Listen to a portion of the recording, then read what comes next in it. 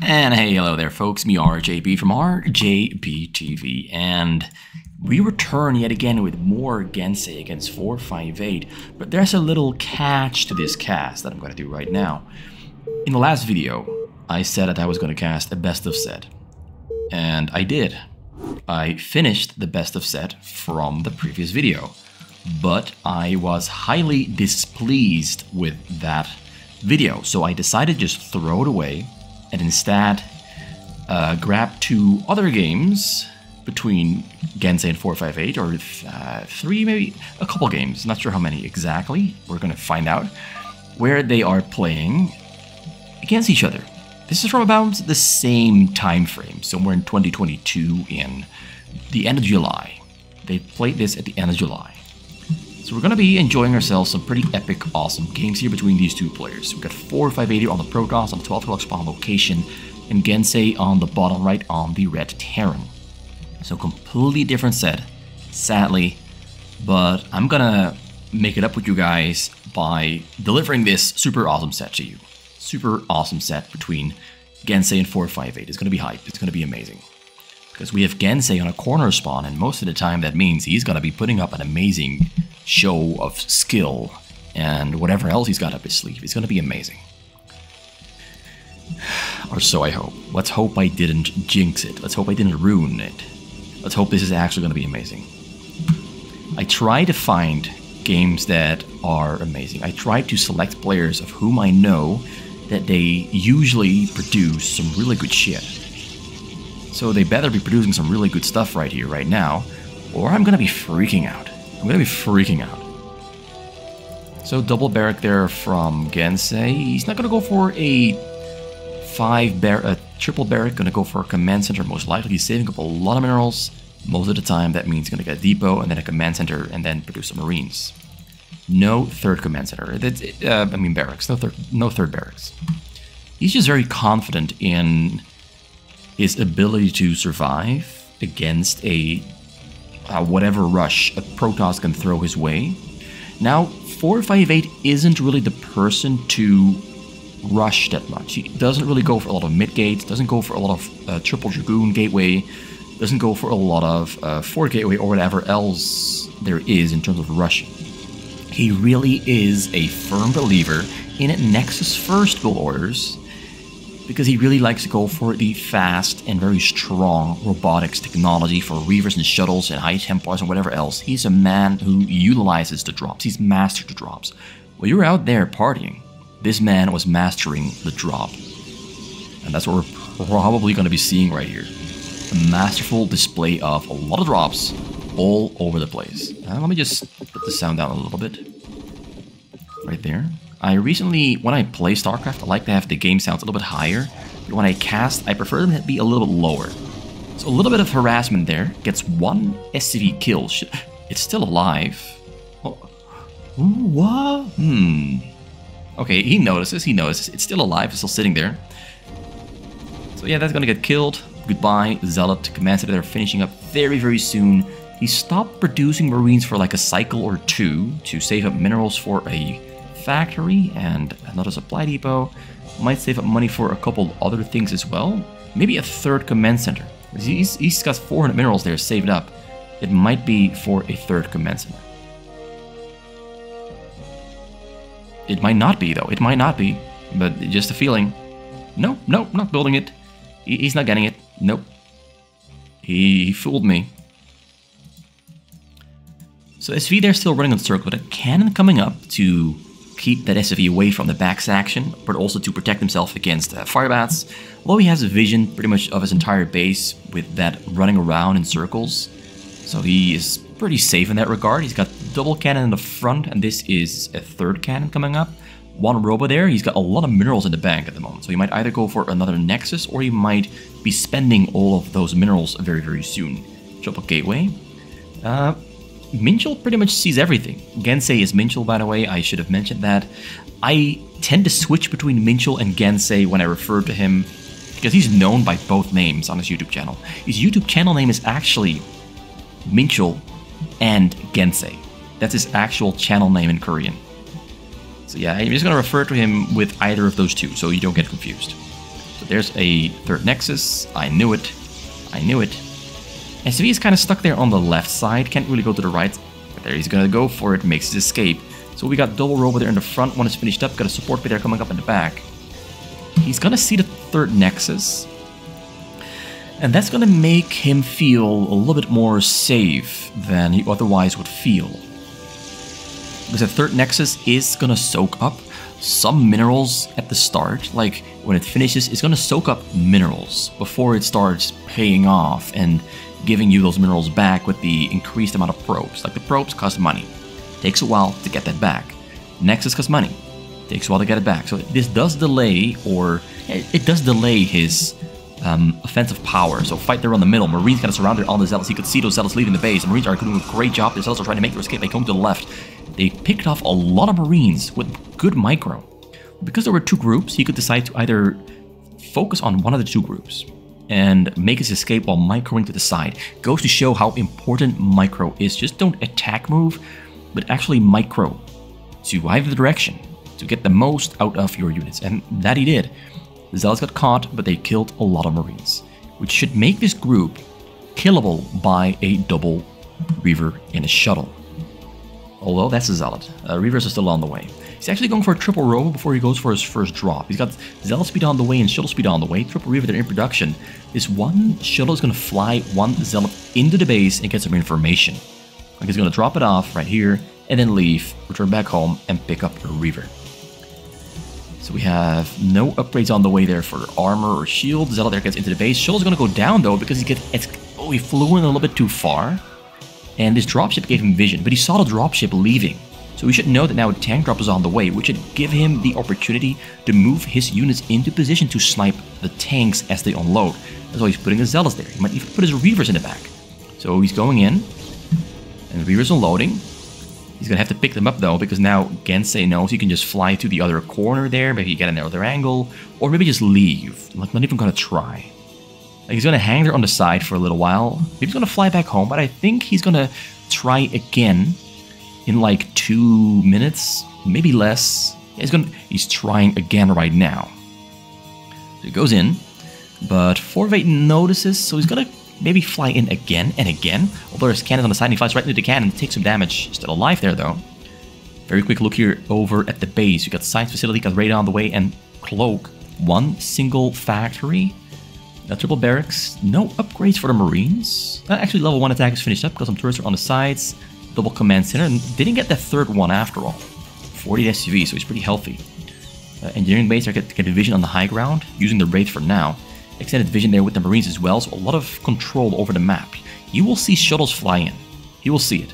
Unless they fly directly over this wide open area, but 458 is not aware, for as far as we know, that there's no vision from Gensay over this entire section. Although he's sending out the Corsair to scout ahead and get information.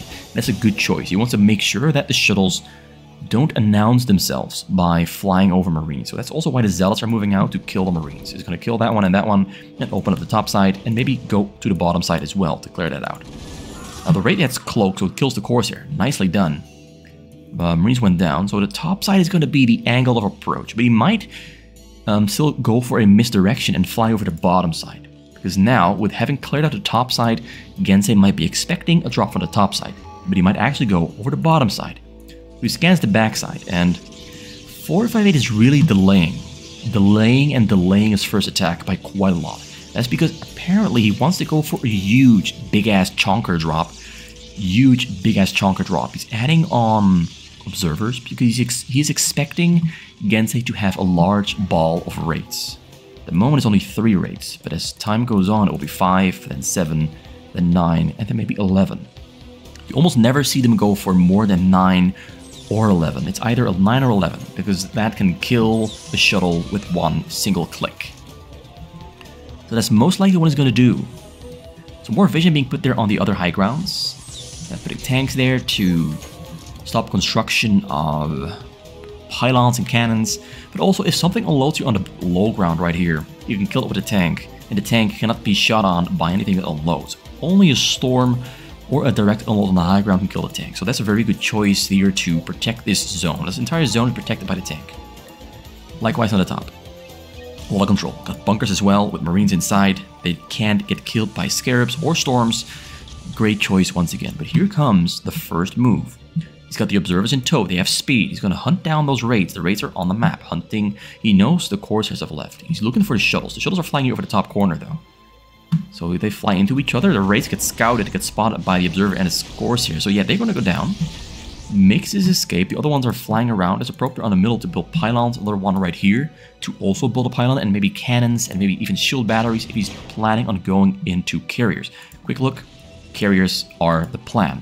So it goes in here over the top side. Raids are not really contributing too much. Corsairs are escorting the shuttles in. One shuttle goes down. Two shuttles go down. A lot of shuttles stay alive there though. So he arrives on the scene. It's quite a good number of Reavers, but doesn't really get any mileage out of those Reavers as the ASVs make their escape to the front side of the base. And because there are bunkers here, no Marines die. He got some shots off, Zealot did some work, but nothing that matters died. So that's a great defense there from Minchel, and that's largely because he just prepared himself really well. No fancy micro tricks, just going through all of the checks on a checklist. Do I have turrets? Yes. A bunker? Yes. Do I have tanks around my command center? Yes.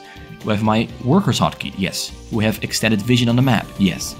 All those check marks, all those boxes he's checking off are making it easier for him to survive against those drops. It's something you can keep in your mind as well. You want to have an easy time against drops, just add on, make a checklist and go through it. Do we have it yet? No. Do we need it? Yes or no. And then you can build it or not build it, delay it, whatever you want. Just make sure you keep on gathering information with scans like this. Keep scanning this section, this entire base, and you will know what to protect yourself against. Scans are the key to victory as Terran. So cells are being thrown away because we have carriers being built. Zealot's going to try to break through it while they're in the front with some help from the tanks hitting their own supply depots. He has a Reaver on the scene. He's going to try to kill those tanks in the back. Get some really good shots off on those tanks. Oh, he gets a turret, not the tanks. Ooh, 3 tanks go down all at once. Reavers get shot down as well there by the bunkers though. So the Reavers have done their job. They've broken through the front door, but Gensay doesn't really take any significant losses here. Defends that one pretty well. But that was more or less what 4 of 8 was expecting to happen. He had Zealots and a Reaver shuttle, and he just wanted to get rid of it, because he wants to build more carriers. That's the only goal. He just wanted to get rid of units. So whatever he achieves with the units he wants to get rid of is good. It's a net profit. That's basically what it comes down to. So we have Gensay going for a Valkyrie defense against the carriers. It's a great choice. He still only has 2 factories, but he's going to add on more right now as his economy is stabilized with 76 SCVs and 10 refineries. Make it 9. One at the top there, not being used yet. It's going to be a lot of Valkyries. A lot of Valkyries. Already has a group of 12 and more in production. There's a vessel as well. He should have EMP finished up. Not sure if he has EMP finished, but the EMP will help him against the carriers. You're probably going to see a proxy shield battery base here on the top, right here. Maybe below. And that's going to allow the carriers to do this drive-by, hit-and-run strategy. Like they go forward, they attack the edges, they will take damage from the Valkyries, and then return to the shield batteries and heal up. Like basically playing within the parameters of his shields. That's going to be his play. But when is he going to throw down those shield batteries? So the Corsairs are coming in. The Corsairs are here to fight against the Valkyries. Valkyries are splitting up now. AoE against AoE, but the Valkyries win that fight quite easily with their 1-1 upgrades, whereas the Corsairs are on 1-1-0. No attack upgrades finished there yet. He has them on the way though, with double Cybercore. Also has ground upgrades still being researched, so he's not gonna be unable to switch back to ground when it matters, or when the carriers die and he's getting pushed in, he's gonna have to be able to switch to ground units. So that's a very good precaution to take. But I'm a little bit worried about 458 here, because he hasn't really shown a lot of aggression so far. We're 14 minutes in, he's on 1 drop, 1 frontal attack, and nothing else yet. So that is a cause for concern, because Minchel is one of the very best late game players in the world. Maybe even the best late game player in the world. I've seen him do things that I've not seen anyone else do in the history of fastest map in the late game. It's absolutely insane. I really think he is the single best late game player in StarCraft. On fastest map, that is. So yeah, we got a big carrier and Corsair group on the top. Corsairs are going to try to push the Valkyries away from that hillside to allow the carriers some room to attack. But if you split up the Valkyries and put them on hold position in a pretty well spread out layout or configuration, the Corsairs with their limited splash damage shouldn't really be much of a problem. But if the Valkyries are going to stack up, they're going to be taking some damage, a lot of damage. Although there's so many Valkyries, like 20 of them, they take down the Corsairs with ease. With ease. Drop comes in there though, Drop gets target fire there by the Valkyries though. Minchel does not let it escape his eye. And the carriers take so much damage. A lot of damage. They overstate their welcome. Oh, that execution was terrible from 458. But he does kill almost all of those Valkyries though. That's a good move. So in response to the Valkyries, he's gonna get more shield batteries. He's gonna again... Is he gonna build more carriers? I don't see him build more carriers. I see him queuing up Templars and... Yeah, no more carriers are being built. I do see a... Let me see. Arbiter Tribunal for stasis and an Arbiter. So that he can stasis and freeze those Valkyries. He's building a proxy base as well. So that he has two options, two directions to attack from in the case Minchel breaks free. Minchel will first have to either take this down or go for the main base and risk getting counterattacked by this proxy base or getting attacked from the backside. So that's something he's going to have to take care of as well. The upgrades are slowly progressing. We have the carriers still there peeking out there on the side, but they're all low HP, no shields. They did recover some of their shield, but not a lot. He's splitting them up. Valkyries are coming in. Get an EMP there in the back, waiting to shoot its shot. Nah, he loses the Vessel before he can shoot the EMP. We got tanks moving out. He's going to take care of that proxy base right here. Maybe just go into the middle as well. So he's going into the middle. We have Arbiters on the way. He has a lot of probes. 91, that's a lot of probes. So his army is not as big as it could be. Tanks are in 1-1, and they have level 2-2 on the way. Almost finished up within like the next 30 or 40 seconds. Carriers escape into the middle. There's only 5 of them left alive, and one of them is going to take it down as well. Might get one more. No, doesn't get one more. Like 23 HP, not a lot. Big drop there over the top side. It's 3 shuttles and about 6 Corsairs waiting to get in there. We have Ghost with Lockdown there waiting on the side. He got scans coming out all over the map. He sees this section, but the shuttles are just out of sight. Oh, he might have seen it. He might not have seen it. Not too sure. Goes in there over the top side. Ghosts are responding. He gets the shuttles. He's unloading on the top side. Kills the Ghosts. Templars there on the scene as well. Might have to storm on the tank on the high ground to get something out of it. Fight in the middle happening as well. Valkyries against carriers. And the Valkyries do win the exchange, but they die to the cannons. But it's worth it. It's worth it. He killed the carriers. It's worth it. Although more carriers are on the way. So now we are on a clock. Got 9 carriers in production. We're on a clock there for 458. Will Gensay arrive here before the carriers are finished or not? Also, proxy base there's still a problem. Proxy base is still a problem. So far, Gensay is playing at lightning speed, and 458 is not really achieving what he wants to. He does push back the tanks though. Did a couple of gateway units there to push them back, buy him some time. So he will have enough time to build those carriers. Low HP Valkyries are being thrown away. He's going into Goliath tank. He's going into a lot of tanks. I think he's misreading what's happening. Like you can see in the tank production, he's producing so many tanks. I think Gensay is expecting 458 to go for a ground army. You can see it in what he's producing.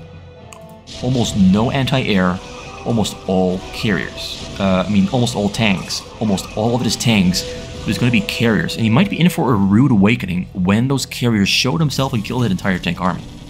He is queuing up a couple more Goliaths though, but it's really not that much. He got 3 at the moment and 5 more on the way. He has some Ghost in production. 1 Ghost here is just finishing up. A couple more there on the top. 2 intercept shuttles. Scans again. Sees the carriers finishing up. Sees the mind control as well. And I think now we're going to see Gensay switch over into a heavier Goliath army. A lot of Dark Templars in production there from 458. He might have to throw away like 12 or maybe even 20 probes at this point. He's pulling a lot of cannons on the middle to buy time. But, well, he's not going to buy a lot of time. He has already bought himself a lot of time, but additional time will not be bought. So we have 9 carriers there on the side waiting to join the party. We got Zealots and Dark Templars joining the middle. We have no vessels on the middle at the moment. We do have scans, but I'm not sure if he has scan energy because he's been scanning non-stop all the time. So the carriers swooping from the left, the right, Dark Templars coming in, getting on top of the tanks. Scan comes down. He didn't get these there on the left side though. He got these on the right side. Okay, he gets us on the left side as well. Gonna take this down before it finishes up. Proxy base are not operational at the moment, but it can produce. So we got 2 more carries on the way for a total of 11 that will soon be on the map. And now we have, yeah, exactly what I said would happen. Gensay prepared himself for a ground army, but was met by a carrier army. So now he loses pretty much all the tanks he had, and he has to be fighting against carriers. Luckily for him, he has 20 factories, maybe even more than 20. He's got 7 starports, so he should be able to produce enough anti-air on time. But this does take the wind out of his sails, because now at the moment, we will see 4 of 8 dominate the fight for like another minute or so before Gens is fully prepared to fight against carriers. So the Goliath into the middle. We've got a vessel as well with EMP, waiting to go. Dark Templars on the side, buying time, trying to kill those tanks to make sure this proxy base here stays alive. He needs that just in the worst case scenario where he has to produce something from somewhere else in his main base. Carriers though are attacking without observers. Not sure what he's trying to do. He forgot to make observers. That's pretty big. That's pretty fucking big. That's pretty big. So he returns to the cannons just on time, but lost I think 2 or 3 carriers in that fight. So we got a large army from Gensay here on the left side of the map.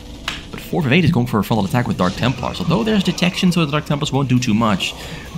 And the carriers yet again, a couple of them died yet again, so only 7 on the map at the moment. He needs some observers, he's producing them at the moment. Once again, goes forward, gonna get sniped. Yeah, just hang on there, just sit back for now. Sit back for now, wait for the observers. Wait for the observers. Although the cloak energy has ran out, so he should be fine at the moment. Got the Valkyries on the way. Got a couple ghosts hanging there behind the wall with lockdown. A lot of energy on those ghosts, like 200 apiece. So that's going to be maybe 10 lockdowns. So that's 1, 2. We got number 3. There's number 3. Number 4 should be coming up very soon. So 3 are still alive. Or wait, 2. The lockdown's highly successful. Valkyries coming in to take them down. Another wave of carriers in production. Gensay is just making the anti-carrier play look kind of easy, doesn't he? It looks kind of easy for him. He is failing to really progress beyond the halfway point.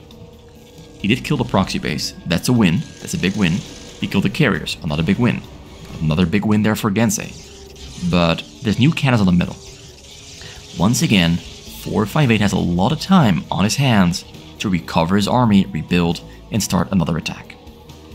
He has the buffer zone on the middle, but it's getting taken down pretty quick here because Gensay is pushing forward rapidly. He also killed like 30 of his own SCVs to get more supply space for tanks, Goliaths, and Valkyries. So his army is pretty damn big, whereas 4 of 8 is currently on 93 probes. He has to kill some probes, he has to. He just has to do it. Maybe he can even kill all the probes on the gas. He's got 11,000 gas, that's a lot of gas. You could kill all those probes and still be operational for another 10 minutes. There's a couple of options on the table for 4 of 8 here to utilize that he isn't utilizing at the moment. He isn't utilizing them at the moment, and that's making me a little bit nervous for his fate. How is this going to play out for him? Is he going to make it through? I just don't know. I just don't know. He also stopped going for shuttle drops, which is another cause for concern. Another cause for concern. It really is. It really is. Even more of his SCVs died. He killed more of them. Only the gas SCVs are alive at the moment. He's gambling. Gensay believes that he has the opportunity to push for a win right here, right now. He killed all of his economy.